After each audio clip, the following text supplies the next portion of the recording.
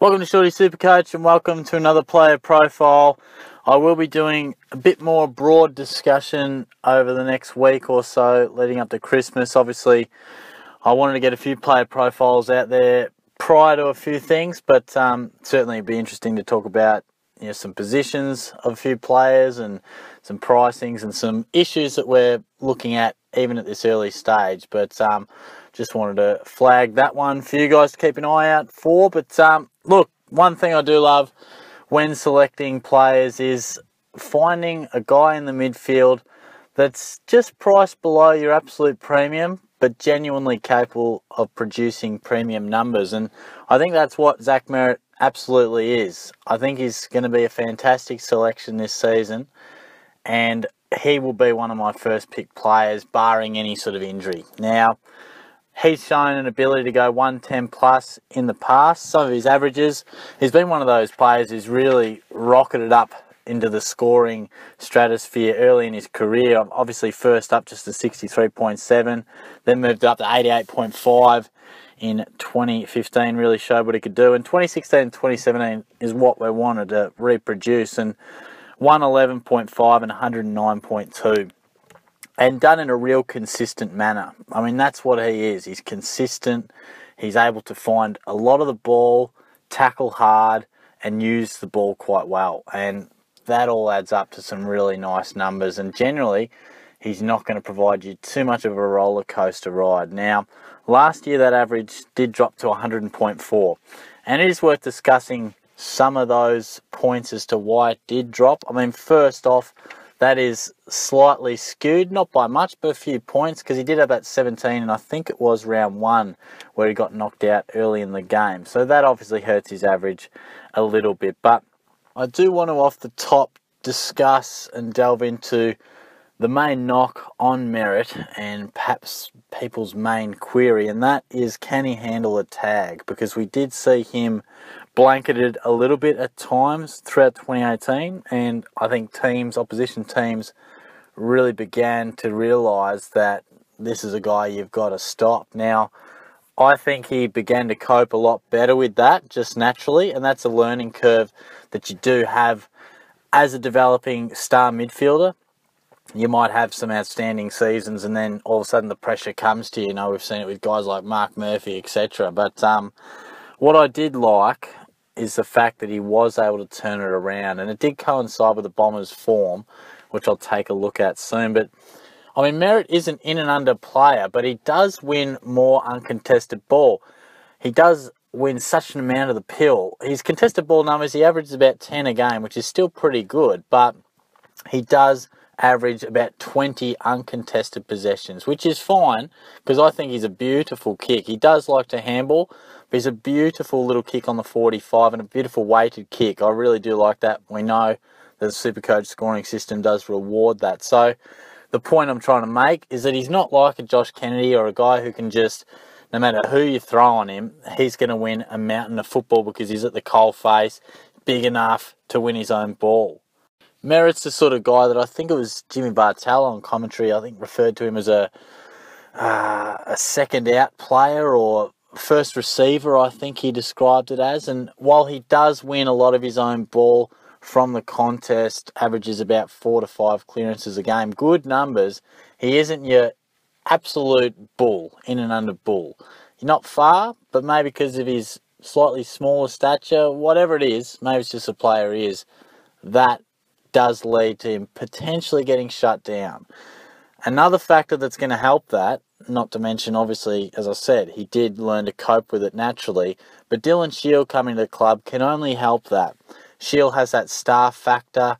He's very damaging, a goal kicker at his best, more breakaway speed than a Merritt. So it may just help him, and it certainly won't hinder him. I mean, I think Merritt can definitely get back to the 2016-17 numbers anyway. The fact that Shield came along just makes it a little bit of a bonus. Now, I wanted to discuss a few numbers as well. Before I do, I'll look into his stats breakdown and just sort of underline that consistency. Last year, in what was perceived to be a bit of a down year, he still hit the ton 15 out of 22 games, which is really impressive.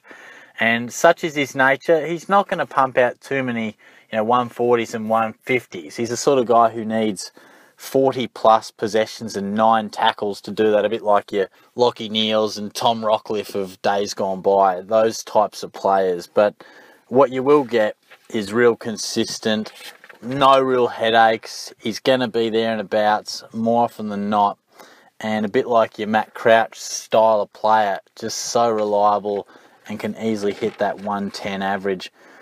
Now, as I said, 115 plus scores, I think that's a reasonable measure, 115 plus, sort of going big. He hit that 6 times, but as I mentioned, 116, 118, 118, 120, 123 with a top score of 130. So that's just how he rolls, but I think he is capable of more 120 plus-ish types of scores, as we did see in the back end of the year. Scores below 80, he had the 3, I'm not counting the 17, and that was scores of 53, 72, and 79. So, I think that's fairly solid. I mean, 2 of those are in the 70s, and, that stats breakdown just underlines what he's about, and it comes as no surprise, as I've sort of mentioned throughout. He's a consistent player. Some players are capable of 150, but just as capable of a 60. You look at a guy like Dane Zorko. Rory Sloane has had those types of scoring patterns at times, where Merrett is the sort of guy that you can just rely on week in, week out. And I want to just have a look at a breakdown in terms of his season. Now, I think everyone feels the Bombers are on the up, and obviously they had a tough start to the season last year in terms of getting their game plan right and just working things out. They started the season 2-6, and it's a bit like the chicken or the egg. They're playing bad because of the players not quite going well because the overall team isn't happening. It is interesting like that. But nonetheless, over the first 8 rounds, Merritt, again, I'm taking away that 17 score, Merritt averaged from his first 7 full games, averaged 90.1. Solid, but not what we're after. But he did turn that around. Rounds 9 to 23, the Bombers won 10 out of 14 games, and Merritt's back to his happy old days, averaging 111.4. Now, it is always dangerous to pluck certain averages out of certain parts of the season. I certainly know that, but the fact we've seen him do it over the course of 2 seasons, there and abouts of a 110 average, and in the second half of the season, or the bulk of it, 14 of the 22 games, he was right where we expect. I think we can let him off for having a sluggish start to the season, as a lot of Bombers did. The team was struggling. He was copping a bit more attention. He was coming back from a head knock. It's always difficult to assess how long those effects last and or affect a player. That's immeasurable, but it is a potential factor. So overall, as the tone of this video has been, I'm a massive fan of Zach Merrett. I love him as a player. I really enjoy the way he goes about it. He's got such a range of ways he can score, being a nice kick, a big ball winner. He can win it on the inside, also capable of on the outside, and he does tackle really hard. He averages, I think it was about 5 to 6 tackles more often than not most seasons. So that's really what you want from your midfielders. So I think he's about as good a selection as you're going to find. If you can find a guy who isn't priced where he should, and I think we can say that with a fair amount of confidence, that Merrett is definitely unders. Crouch fits into that category as well, and we can't be spending absolute top dollar on a Mitchell and a Cripps and all these types of guys.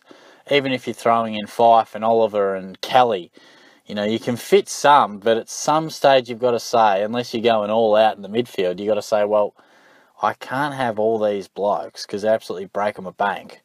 I'm going to have to find a slight discount somewhere. And I think often is the case if you can find a couple of those guys. Maybe if you start with, say, 6 premiums in your midfield, if you can find 2 that are just priced unders, I think that's outstanding, because that can save you, I haven't got the figures in front of me, but, say, 10 to 12 points per game. I mean, I would imagine that's going to save you anywhere from 50 to 80k. I'm just guessing, but you know, you're looking at a guy who's 600,000 plus to a guy who's probably 530 to 550 or something like that. If you can do that twice over, then all of a sudden it can really help you out in other areas on the ground. So I think that's pretty beneficial. But look, thanks for tuning in, guys. I'm going to wind it up there.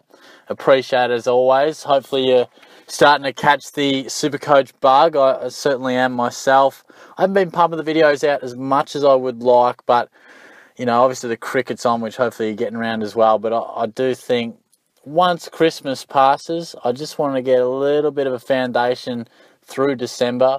But certainly once Christmas and the new year comes around, then we can really get rolling. So I hope you all have a good little time throughout this month. It is pretty busy, but stay tuned. There will be fairly regular videos coming out, and I'll talk to you all soon. Cheers.